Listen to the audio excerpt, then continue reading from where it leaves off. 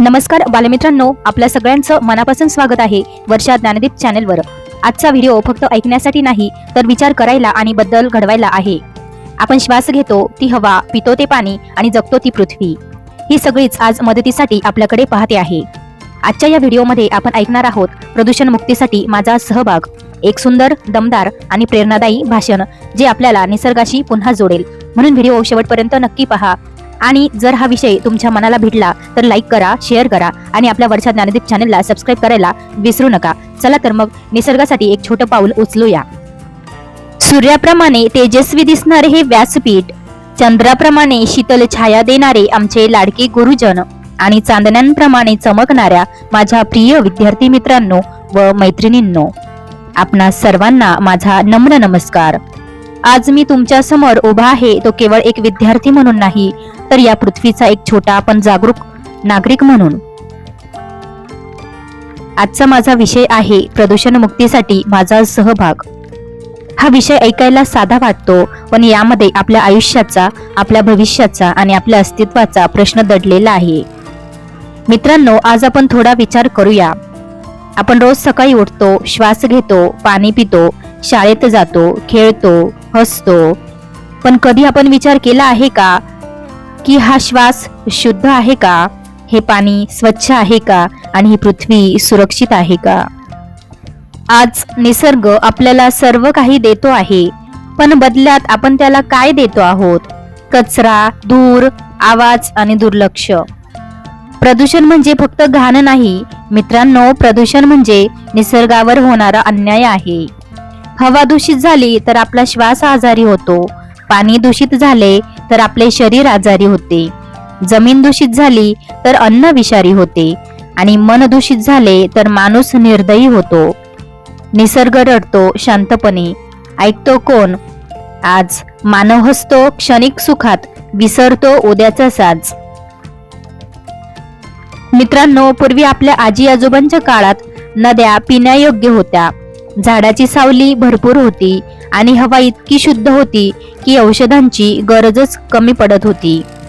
पण आज आपल्याला पाणी उकळून प्यावे लागते, मास्क लावून श्वास घ्यावा लागतो आणि झाडांची जागा सिमेंटने घेतली आहे। हा बदल अचानक नाही, हा बदल आपल्या चुकीच्या सवयींमुळे झाला आहे। प्रदूषणाचे अनेक प्रकार आहे। हवा प्रदूषणामुळे आज लहान मुलांना दमा, खोकला, ॲलर्जी होत आहे। जल प्रदूषणामुळे मासे मरत आहे, नद्या मृत होत आहेत। भूमी प्रदूषणामुळे शेती नापीक होत आहे।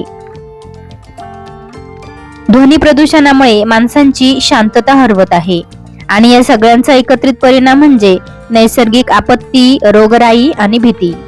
पण मित्रांनो, या सगळ्यात एक गोष्ट खूप महत्त्वाची आहे। समस्या कितीही मोठी असली तरी तिचं उत्तर आपल्याकडे आहे आणि ते उत्तर म्हणजे माझा सहभाग।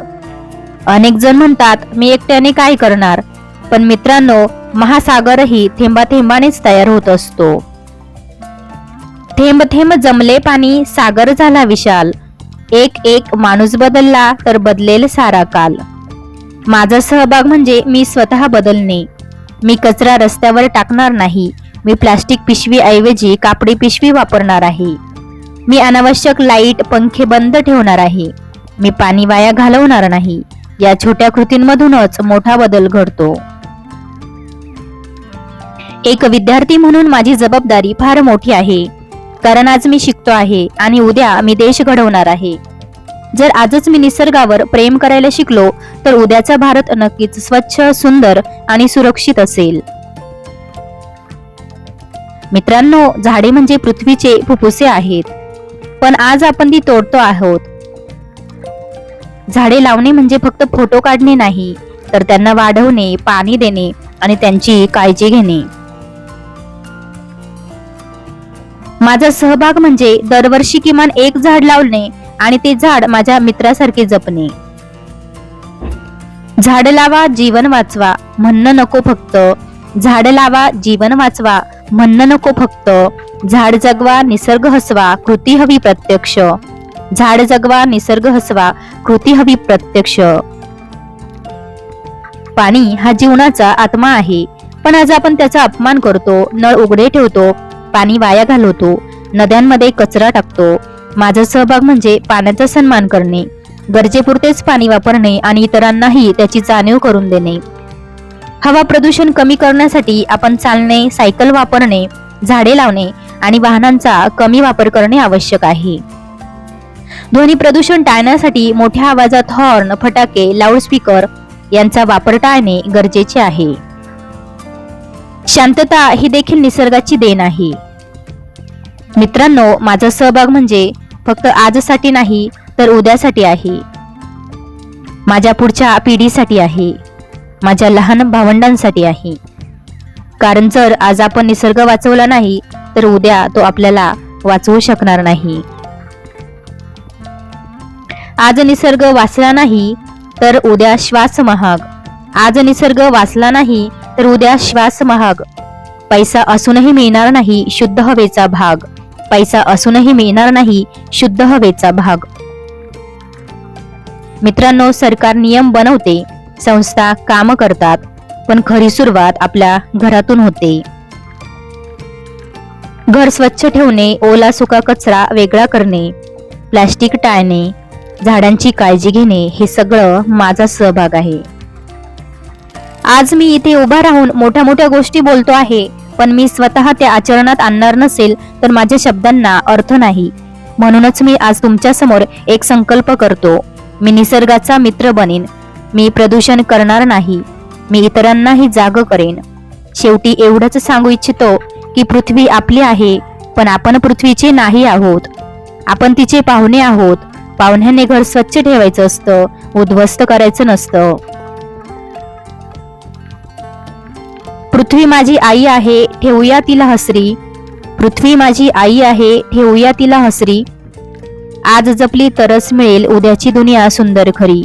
आज जपली तरच मिळेल उद्याची दुनिया सुंदर खरी. माझ्या शब्दांनी नाही तर माझ्या कृतींनी मी सिद्ध करेन की प्रदूषण मुक्तीसाठी माझा सहभाग आहे, होता आणि कायम राहील. जाता जाता एक सुंदर कविता. निळं आकाश आज मळलं आहे. निळं आकाश आज मळलं आहे. हवेचं रूपच बदललं आहे. हवेचं रूपच बदललं आहे. निसर्ग बोलतो वेदनांनी. निसर्ग बोलतो वेदनांनी. मानव मात्र गप्प बसला आहे. मानव मात्र गप्प बसला आहे. नदी वाहे निळी स्वच्छ. नदी वाहे निळी स्वच्छ. आज तिचं दुःख दिसे स्पष्ट. कचऱ्याने भरली तिची काया. कचऱ्याने भरली तिची काया. वाहतानाही होतात कष्ट. वाहतानाही होतात कष्ट. झाडं होती हिरवीगार. झाडं होती हिरवीगार. देती सावली अपार. देती सावली अपार. स्वार्थासाठी तोडली गेली. स्वार्थासाठी तोडली गेली. ओसाड झाले झाडांचे संसार. ओसाड झाले झाडांचे संसार. माती रडते शांतपणे. माती रडते शांतपणे. विष मिसळलं प्रत्येक कणात. विष मिसळलं प्रत्येक कणात. फुलांचा सुगंध हरवून गेला. फुलांचा सुगंध हरवून गेला. दुर्गंधी भरली सर्व प्राणात. पण अजून आशा जिवंत आहे. पण अजून आशा जिवंत आहे. भविष्य आपल्या हातात आहे. भविष्य आपल्या हातात आहे. किमान एक झाड लावू, पाणी वाचवू. किमान एक झाड लावू, पाणी वाचवू. निसर्ग हसवू हीच खरी साथ आहे. मी पुढे येतो आज ठाम. मी पुढे येतो आज ठाम. निसर्गासाठी घेतो काम. निसर्गासाठी घेतो काम. प्रदूषणमुक्त पृथ्वी घडवू. प्रदूषणमुक्त पृथ्वी घडवू हाच माझा संकल्प महान. आजच ठरवू सारे मिळून. आजच ठरवू सारे मिळून. निसर्गाशी ठेवू नातं जपून. स्वच्छ हवा स्वच्छ पाणी. स्वच्छ हवा स्वच्छ पाणी. देऊ उद्याला भरभरून. बालमित्रांनो, आज जर आपण जागे झालो तर उद्याचा श्वास सुरक्षित असेल. आज जर निसर्ग जपला तर आपलं भविष्य उजळेल. या प्रेरणादायी विचारासह आपले भाषण इथे समाप्त होत आहे. हा व्हिडिओ, हे भाषण तुम्हाला आवडले असेल, लाईक करा, शेअर करा आणि अशाच प्रेरणादायी कविता, भाषणं आणि शैक्षणिक कंटेंटसाठी वर्षा ज्ञानदीप चॅनलला सबस्क्राईब नक्की करा. पुन्हा भेटूया एक नवीन विचार घेऊन. तोपर्यंत एकच विनंती, निसर्ग जपा, पृथ्वी वाचवा. भेटूया नवीन व्हिडिओमध्ये. धन्यवाद.